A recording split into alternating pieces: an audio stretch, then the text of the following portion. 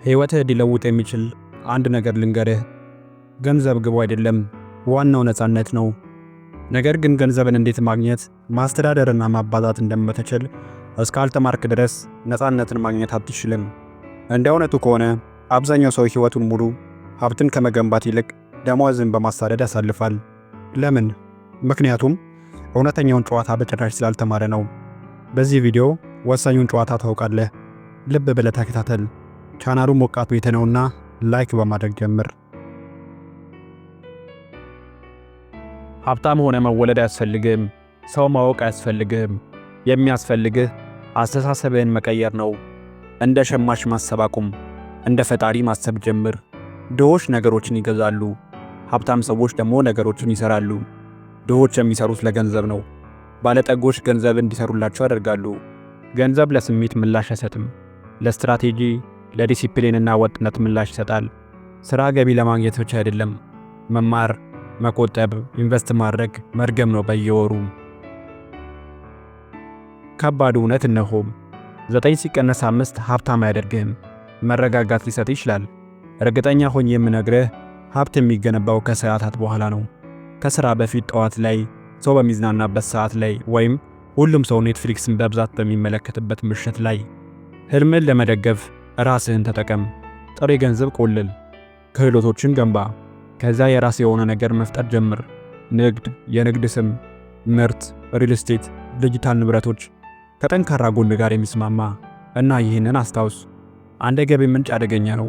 አማካይ ሚሊዮነር 7 የገቢ ምንጭ አለው። ምን ያህል እንደምትሰራ አይደለም፣ ምን ያህል እንደምታስቀምጥና በእሱ ላይ ምን እንደምታደርግበት ነው። $1000 ማስተዳደር ካልቻልክ $10,000 ማስተዳደር አትችልም። እያንዳንዱን ጉርሻ አስተካክለህ ብትጎርስ ሁሉንም በረከቶች ትጎርሳለህ።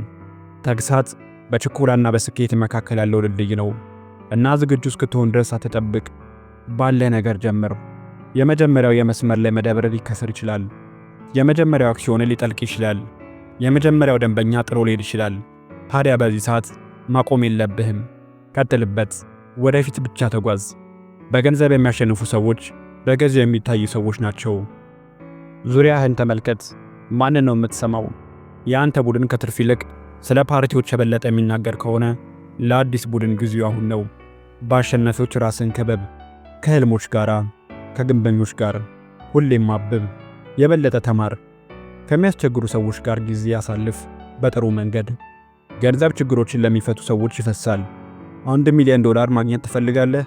የ$1 ሚሊዮን ችግር ፍታ። ወይም 1 ሚሊዮን ሰዎች የ$1 ችግርን እንዲፈቱ አድርጋቸው። ቀላል አይደለም፣ ግን ቀላል ነው። ታሳካዋለህ። በህይወት ውስጥ 2 ምርጫዎች አሉ። ገንዘብ እንዲቆጣጠር መፍቀር ትችላለህ፣ ወይም ገንዘብን መቆጣጠር ትችላለህ። ይህች ዓለም ምንም ዕዳ የለባትም፣ ነገር ግን ወፍጮህን ትሸልማለች። ስለዚህ ፈቃድ መጠበቅ አቁም። ሰበብ ማድረግ አቁም። የተሰበረ አስተሳሰብ ዛሬ ያበቃል። ያንን መጽሐፍ ጻፍ። ያንን ምርት አስጀምር። ያንን ጥሪ አድርግ እና ተስፋ ካልቆረጥክ ጥሩ እየሞከርክ ነው ማለት ነው። ተማር፣ ተላመድ እና ጠንከር ብለህ ተመለስ። ምክንያቱም በዚህ ዓለም ውስጥ የምትፈልገውን አታገኝም፣ አንተ የምትሰራውን ታገኛለህ። አሁን ወደዚህ ውጣ እና ያንተ የሆነውን አገኝ። ይህ ቤት ያንተ የለውጥ ቤት ነውና ላይክ፣ ሼር፣ ሰብስክራይብ አድርግ። እንዲሁም ሐሳብ አስተያየት ካለ ኮመንት ላይ አስቀምጥ። እነሆ መልካም ቀን ይሁንልህ ወዳጄ።